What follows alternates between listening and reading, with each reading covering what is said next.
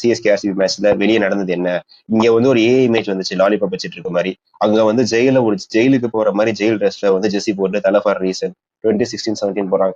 இந்த மாதிரி ஃபுட்பால் நிறைய நடந்திருக்கு. ஸோ இது வந்து தப்பான்னு கேட்டீங்கன்னா தப்பு கிடையாது. ஒரு கிளப் ரெப்ரசென்ட் பண்ற ஒரு ஃபேன்ஸ் வந்து இன்னொரு கிளப்பை கிண்ணடிக்கிறாங்க. பட் கிரிக்கெட்ல இது ஒரு ஜென்டில்மேன் கேம் அப்படின்ற ஒரு சேவிங் இருக்கும் போது அதை தாண்டி வந்துட்டோமா அப்படின்றதான் கொஸ்டின். ஸோ இது சரியா தவறா அப்படின்றத டிபேட்டபிள். பட் உங்களோட ஒப்பீனியன் என்ன அப்படின்றத நீங்க சொல்லுங்க. நடராஜன் நீங்க சொல்லுங்க. ஃபர்ஸ்ட் இது வந்து ஃபர்ஸ்ட் டைம் கிடையாது, இதுக்கு முன்னாடி நிறைய நடந்திருக்கு ஐபிஎல்லையே. ஏன் நம்ம பெங்களூரே சென்னையை கலாய்ச்சி வீடியோ எல்லாம் போட்டிருக்காங்க. ஸோ அந்த மாதிரி இருக்கும்போது மேபி இப்ப இருக்கிற சோசியல் மீடியா பிரசன்ஸா இருக்கட்டும், இப்ப இருக்கிற அந்த ஒரு மைண்ட் செட் என்னன்னா டாக்ஸிட்டி இல்ல நெகட்டிவிட்டியை ஸ்ப்ரெட் பண்றது ரொம்பவே கிரிக்கெட்டுன்னு இல்ல சினிமால கூட அப்படிதான் இருக்கு. ஸோ அந்த மாதிரி இருக்கும்போது மக்களோட மைண்ட் செட் தான் இது காரணம்னு தோணுது. பட் இப்படி நடக்கிறது பாக்குறது கொஞ்சம் நல்லா இல்லை, அவ்வளவுதான்.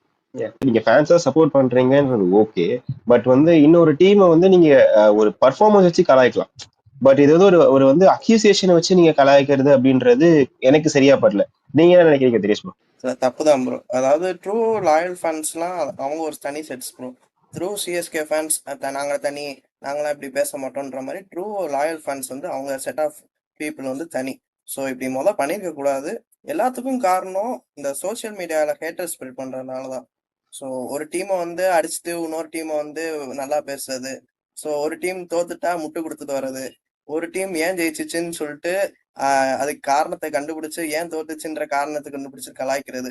ஸோ இந்த சோசியல் மீடியா ஸ்ப்ரெட் பண்ற ஹேட்டர் வந்து நம்ம வேலையை பார்க்கறத விட சோசியல் மீடியால தான் நிறைய நேரம் இருக்கும்.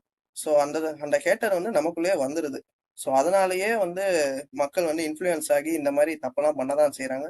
ஸோ எல்லாம் சோசியல் மீடியா ஹேட்டர் தான் bro. Everyone has right to post memes or கலாய்க்கிறதுக்குலாம் எல்லாருக்குமே ரைட்ஸ் இருக்கு. ஏன்னா வந்து இது வந்து ஒரு ஸ்போர்ட்ஸ் நம்ம டிவியில போடுறாங்க, everyone gets bad for that.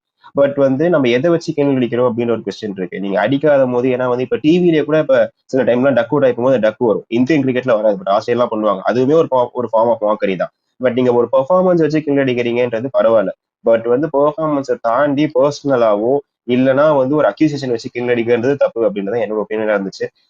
Otherwise every one can have fun, every one can mark others, அது வந்து ஒரு ப்ராப்ளமே கிடையாது.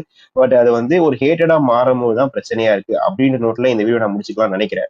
Hopefully this will not continue in the next games.